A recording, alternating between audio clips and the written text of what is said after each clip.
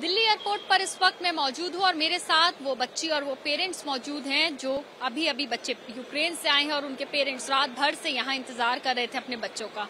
इस वक्त मेरे साथ एक ऐसे ही छात्र मौजूद हैं जो कि कीव में थे और वहीं पढ़ाई करते थे। उनसे बात करते हैं। सबसे पहले ये बताइए, क्या नाम है आपका? मोहम्मद कासिम।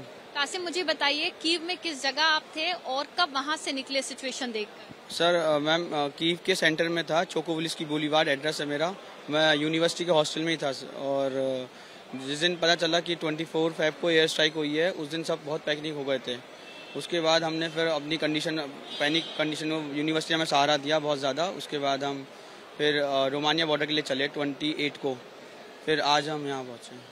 जो 23 तारीख से 28 तारीख तक आपका सिचुएशन रही, क्या स्ट्रगल रहा? किस जगह आप लोग महफूज थे या प्रॉब्लम में थे? क्या कुछ रहा वहाँ? We were so panic and that was so bad experience for us and that times like we are not able to we are so confused, समझ नहीं आ रहा था क्या करें। मगर और यूनिवर्सिटी ने हमें सहारा करा है बहुत कि कोई पैनिक की जरूरत नहीं है। बंकर्स अवेलेबल कर दिए थे, खोल दिए थे बंकर बच्चों के लिए, तो बच्चे वहीं थे। मगर वाइब्रेशन जब आ रही थी बंकर्स में भी तो बहुत खतरनाक सीन हो जा रहा था। बच्चे पैनिक हो जा रहे थे और होप खो जा रहे थे, होप खो दे रहे थे कि अब क्या होगा, अब जा भी पाएंगे नहीं जा पाएंगे। और मैं अकेला नहीं था, मेरे साथ बहुत बच्चे थे इंडियन, तो एक दूसरे का हमने सहारा बने और होप एक दूसरे की बढ़ाई। बताइए कि हम लगातार जो कीव की तस्वीरें देख रहे थे वो बहुत ज्यादा खराब थी, बहुत ज्यादा खराब तस्वीरें वहां से आ रही थी। तो क्या कुछ आप लोगों ने अपनी आंखों से वहां पर देखा और आपके साथ कितने और इंडियंस मौजूद थे बंकर में? इस टाइम पे जिस दिन एम्बेसी ने बोला कि आओ हमें वहाँ पे आना है, तो उस दिन सब बच्चे कीव से हॉस्टल से चले गए थे स्टेशन की तरफ। मगर जब पता चला कि वहाँ पे ट्रेन ही नहीं है और एम्बेसी ने फेक प्रोमिस करे हैं और सब कराया, तो फिर वापस कुछ बच्चे वापस हॉस्टल चले गए। बाकी स्ट्रगल करके ऐसे बस से by road by walking start कर दिया था चलना उन्होंने, क्योंकि उस वक्त न्यूज़ में ये था कि पुतिन ने बोला था कि मिस्टर पुतिन ने बोला था कि वो न्यूक्लियर पावर का अटैक हो सकता है, तो as soon as possible leave करे कीव को। तो बावजूद उसके आप इतना लेट क्यों वहाँ से निकले कीव से? क्या कुछ वजह रही? कर्फ्यू था, इमरजेंसी कंडीशन हुई थी और बच्चे पैनिक हो रहे थे, बच्चों को समझ नहीं आ रहा था। और एम्बेसी बोल रही थी कि जहाँ पर हो वहाँ रुके रहो। अभी तो हमें समझ नहीं आ रहा था हम क्या करें। लास्ट मोमेंट पे आप लोग खुद निकले या एम्बेसी ने निकाला? एम्बेसी ने, मैं तो सोच लिया था कि मैं तो जाना है, कि एम्बेसी कोई वो स्टेप ले ही नहीं रही थी, तो मैंने तो सोच लिया था कि मुझे जाना ही है। अब मैं प्राइवेट बस कर रहा था, तो बाद में जब मैंने प्राइवेट बस कर ली बुक, उसके बाद वो आया एम्बेसी का कि कल by tomorrow 10 o'clock morning you have to leave this place and just go from here and to the nearest station and there will be the train available. So we went there, there was no nothing. मतलब embassy ने कहा था कि train मिलेगी Indian बच्चों को, तो क्या वहाँ पे ट्रेन नहीं? ट्रेन कोई भी नहीं थी वहाँ पे, और वहाँ एम्बेसी ने बोला था कि हमारे बंदे मिलेंगे वहाँ पे और हेल्प करेंगे, तुम्हें गाइड करेंगे, मगर कोई ऐसा कुछ नहीं था। वहाँ पे लोकल पीपल बहुत ज़्यादा थे, कम से कम 7-8 हज़ार लोकल पीपल थे, वो भी माइग्रेट कर रहे थे, मगर उन्होंने हमें प्रेफरेंस नहीं दी और ना एम्बेसी की ट्रेन थी नहीं कोई था। ट्रेन में जाना कितना बड़ा स्ट्रगल रहा? ये तो बहुत बड़ा क्वेश्चन पूछ लिया आपने, मगर एक ट्रेन में 3 से 4 हज़ार आदमी स्ट्रगल कर रहा था।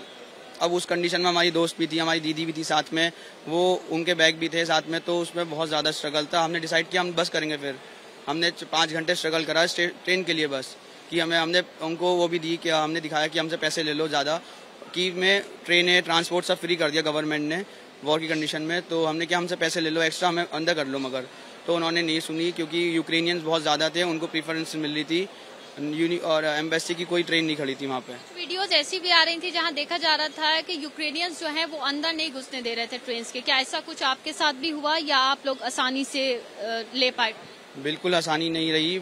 मेरा दोस्त खुद ट्राई कर रहा था, हम सब साथ ट्राई कर रहे थे, तो मेरे दोस्त को यहाँ से पकड़ के तेज से खींचा उन्होंने मेरे सामने। वो अंदर चले गया था, उसने पैर खड़े कर दिए अपने, मगर उसको ऐसे पकड़ के बाहर खींचा, तो हमने फिर उसके होप खो दी, अब नहीं करेंगे। वो हमारी आखिरी ट्रेन थी, हमने ट्राई करा।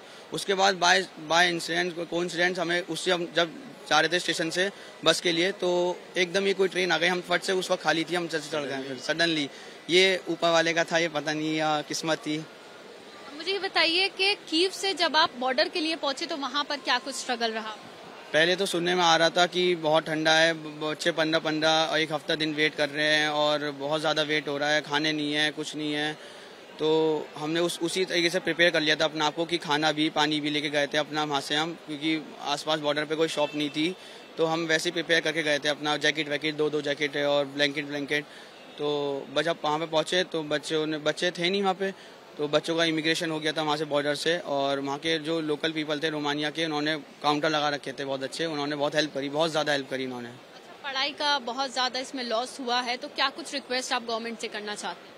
गवर्नमेंट से as a foreign students, foreign countries के बच्चे जो थे, उन्होंने बोल रखा था कि अगर कुछ हो गया बाय चांस हमारी यूनिवर्सिटी को, तो उनकी कंट्री में उनको आगे वो करेंगे। जैसे 3rd ईयर में था जो, वो 4th ईयर कंटिन्यू करेगा अपनी कंट्री से। All foreign countries like saying like this only. So मैं अपनी कंट्री से भी ये कहना चाहता हूँ कि उनको प्रोवाइड करें कुछ, और जैसे 3rd ईयर वाले को 4th ईयर में करें, और ऐसी फॉरेन कंट्री सब ऐसी कर रही हैं, तो हम भी ये करने चाहते हैं।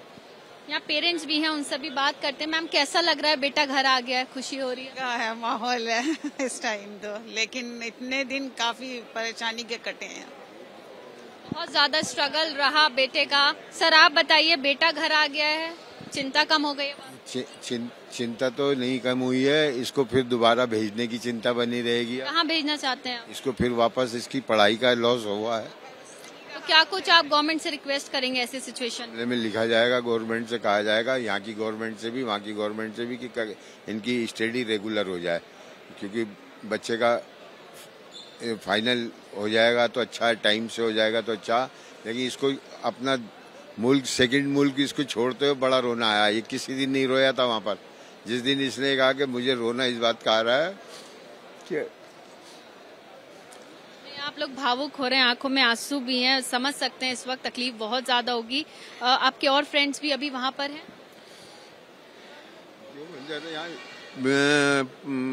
न्यूज चैनल वगैरह में दिखाई दिया ना, उससे 1000 गुना ज्यादा सीरियस हो गया था वहाँ माहौल। अपनी आंखों से मैंने देखा कि मिसाइलें आ रही हैं और एयर जेट भाग रहे, फाइटर जेट उड़ रहे हैं, और वो कंडीशन बहुत खराब हो गई थी, बहुत खराब, समझ नहीं आ रहा था वापस घर जाएंगे नहीं जा पाएंगे। देखिए, यहाँ जो स्टूडेंट्स यूक्रेन से लौटे हैं वो अभी यहाँ पहुँच तो गए हैं भारत, लेकिन अब जो पेरेंट्स की चिंता है वो ये भी है कि बच्चे अपनी जो पढ़ाई है वो छोड़ कर आए हैं। तो इसलिए सरकार से भी यही रिक्वेस्ट करते हैं कि आगे इनकी पढ़ाई के बारे में भी सोचा जाए कि किस तरह से इनको या तो इसी मुल्क में या फिर किसी दूसरे मुल्क में, किसी दूसरी यूनिवर्सिटी में आगे इनकी पढ़ाई जो है वो करवाई जाए।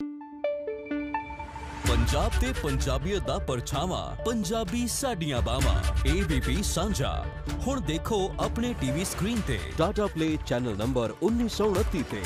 ABP सांझा देखण लई अपने केबल ऑपरेटर नूं अज ही संपर्क करो। ABP सांझा, जोश, जज्बा, जुनून।